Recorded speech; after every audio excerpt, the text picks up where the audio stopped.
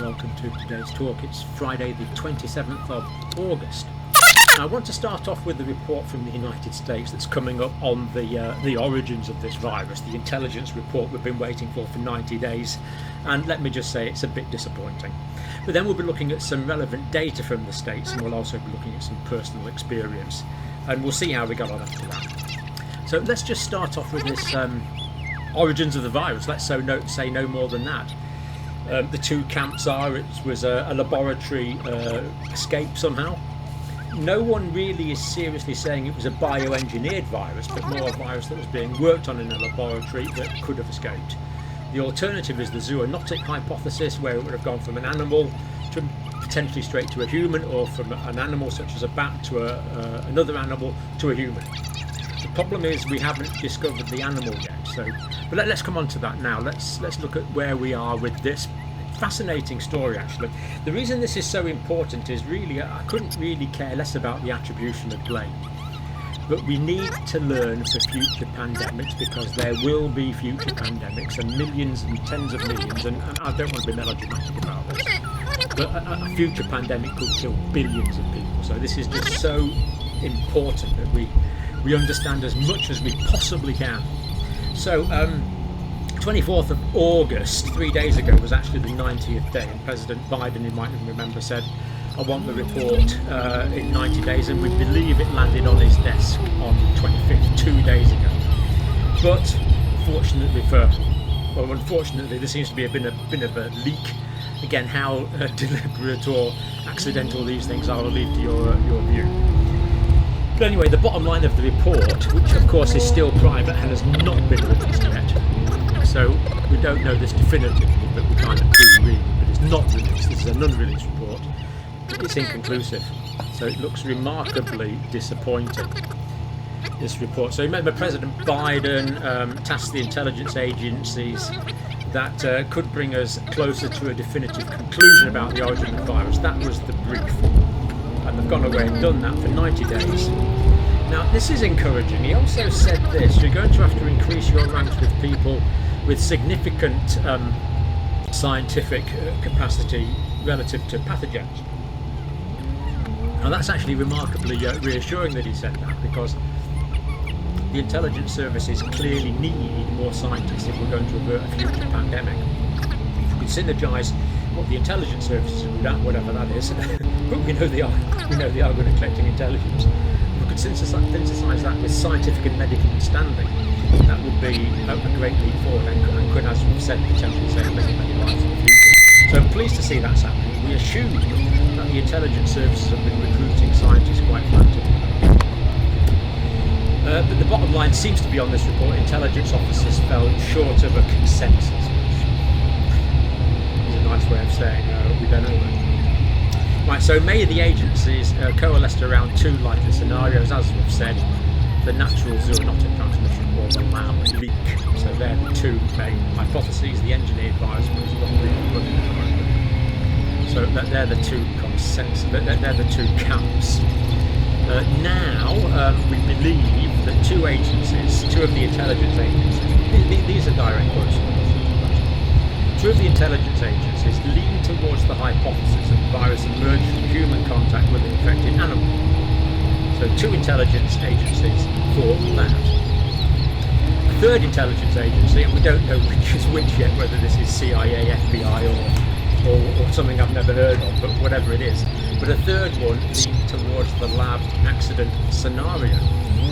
So the intelligence community in the States is divided on this, which is pretty interesting. Is divided on it. Dozens of analysts and intelligence officials, dozens, we don't know how many, is it 100, is it 200, we don't know, multiple agencies, and that is the conclusion. So we'll give you, the intelligence services are giving us a definite maybe on that. Now, this is not really the intelligence services' fault, because they had so little data to go on. I'm sure they made a superb job.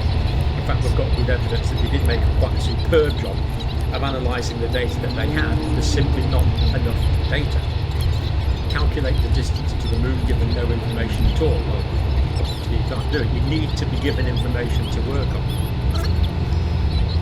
Following on from this, Dr. Reelman, Stanford University microbiologist.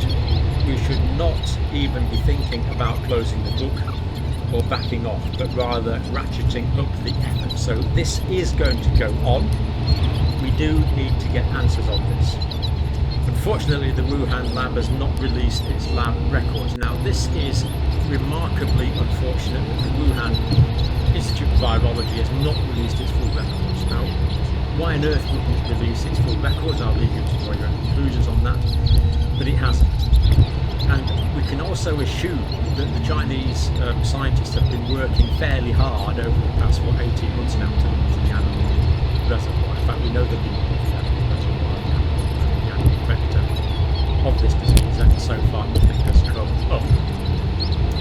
So, okay, things might come up in the future. We don't know.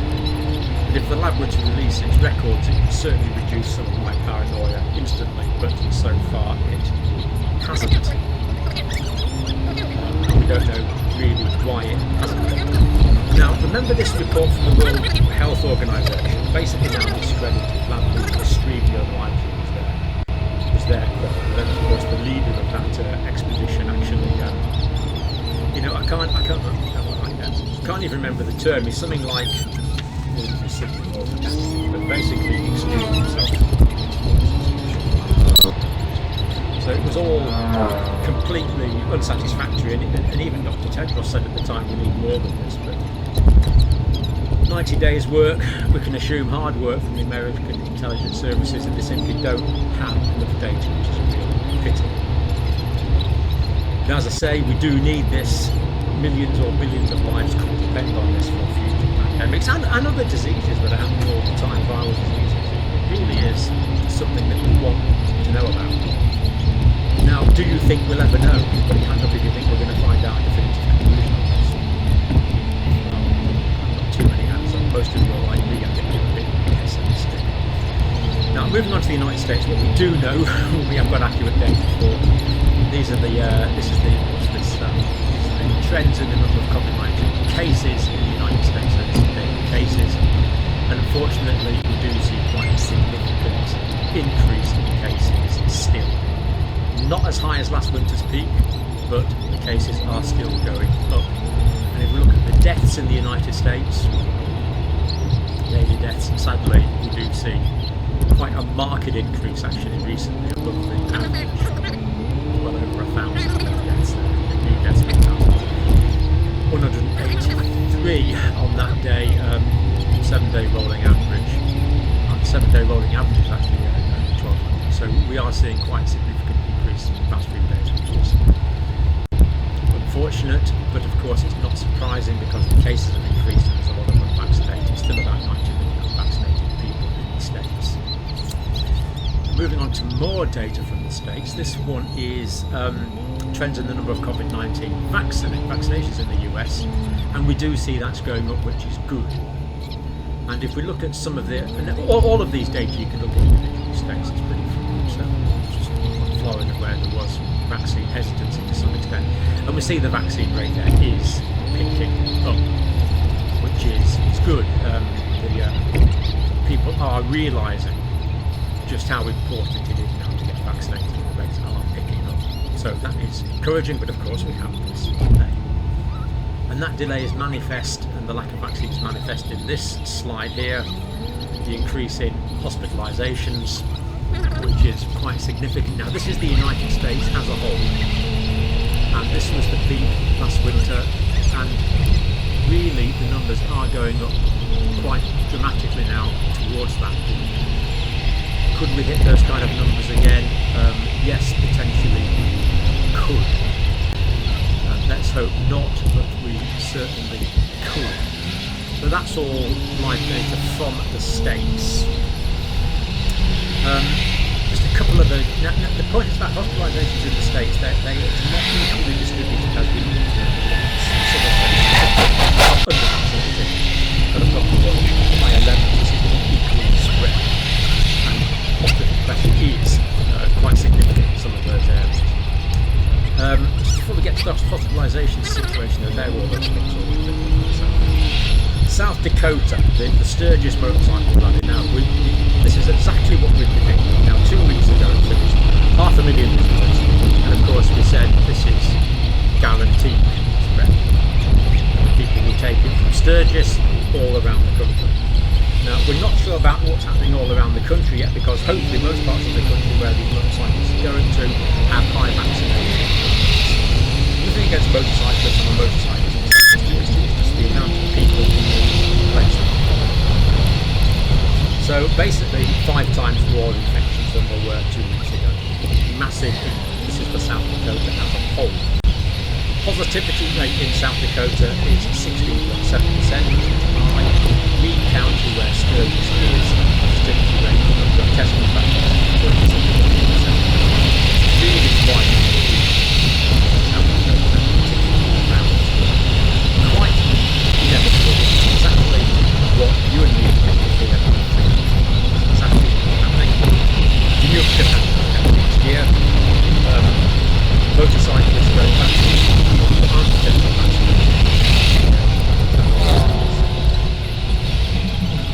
Florida, for example, Mississippi, Florida, for example, hospitalisation is triple the capacity. 90% of the hospitalisations are unvaccinated. Now, yesterday we noticed that it was Los Angeles County we were looking at yesterday. People that were vaccinated were 19 times less likely to be hospitalised. So people in Los Angeles County who were not vaccinated were 19 times more likely to be hospitalised. 19 times. Here we see that so that gives us about 95%, whereas here it's about 90%. But it's in the same area. The majority are not vaccinated. Now I think I'll leave that then, as I've got a very interesting report from Julia, who is a senior healthcare professional herself. I won't say too much, but let her tell her, or let Julia tell her the story. I just find it really so, well, it's really noble of people to share this material. You'll see what it is. So Julia, thank you very much.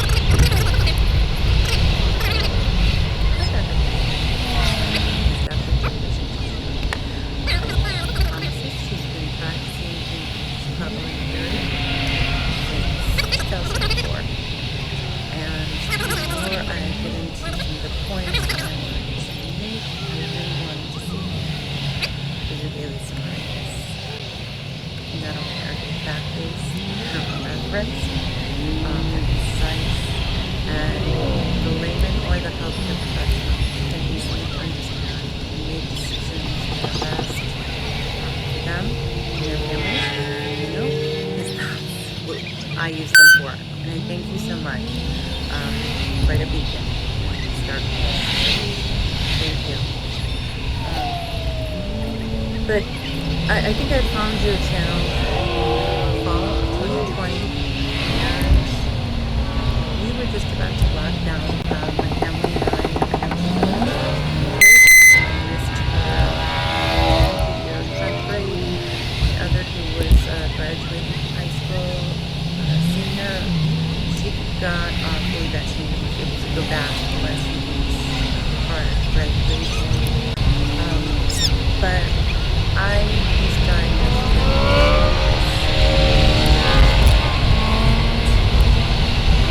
and it's really been a struggle. I don't think I've ever fully tried to understand applications. I don't think I can understand bonding. I guess that's, kind of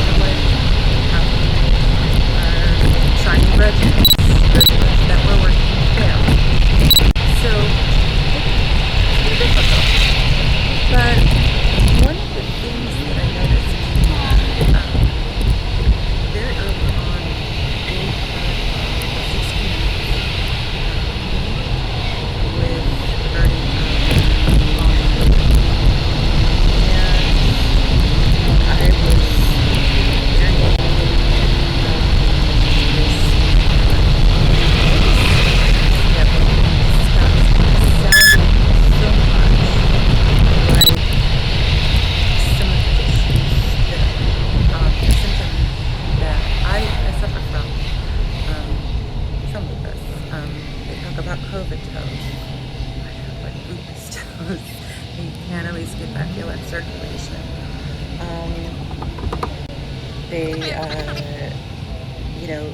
I'll be aching the brain fog, and I will probably say, and forget what I'm about to say during this thing. It's legitimate, and it's very scary and troubling, and just kind of lose that spot in your sentence and wonder what word is kind of coming out and grasping for it. It's troubling. And then there's just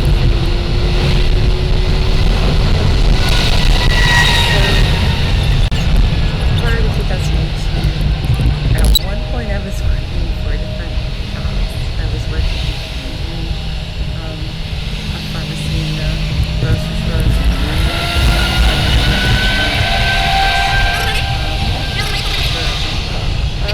For nurses. And I was also doing some medication therapy management consulting for 2 different firms. So it was really constantly going. And then I've since changed to a different position. I don't see patients, but deal more with quality issues for a large government agency. And I can't tell you how many sick days I've had since I've been diagnosed. And it really scares me. The first few times it happened, and I couldn't get out of bed. And there were some stressful things going on in my life, but I could always find fun to reach down and grab it. It wasn't happening. So I have really begged people from the time that I really saw that long COVID episode, not because, well, there's some people out there who will say, 99.9% survival rate. You don't know what this disease can do to you long term. And that's even without being hospitalized. I will say that I really can't go anywhere, so I've taken to doing a lot of research, a lot of reading, a lot of listening about viruses, and it's something I was told in pharmacy school. Every professor kind of gets up there and touts their little thing. If it's a cardiologist, they're going to say the heart is the most important organ in the body, and it's an ophthalmologist, they're gonna say the eye is the most important. All very important, of course, but everyone's kind of, they're kind of going to bat for their own specialty. Well, the infectious disease doctor got up to the podium one day and said, one day we hope to prove that all disease is rooted in contagion. And I was kind of like, okay, that's a stretch. Like, really, come on. And then sometime after that, it was discovered that H. pylori was responsible for ulcers. And later on, we learned that HPV can cause cancer. We see things like shingles after childhood chickenpox. Herpes simplex is something that doesn't go away. It stays rooted in the body. So, from all this, and probably more than I'm forgetting right now, obviously polio, is debilitating and can cause paralysis. But I really didn't think much of it in the past, but I had been diagnosed in 2009 with H1N1, and I was 32. I was healthy. I had normal BMI,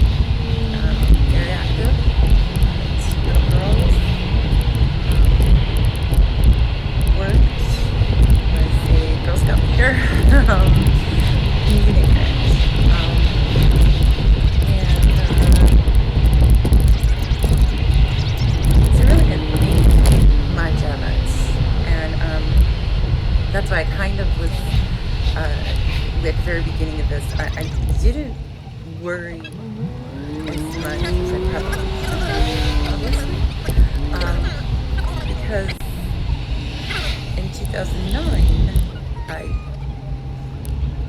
I worked all week sick. But you know, I was always sick, and our pharmacy had no temperature, or had no heating in December. So we, you know, you work and you have to, you know, gut it out. And so on my day off on a weekend, I went into the ER and they isolated me, which is so weird at the time, and put a mask on me. And then I came back. They had obviously taken a test. I can't even recall when that actually happened, but they're like, oh, you have H1N1. And I remember the doctor wrote Tamiflu for me, and then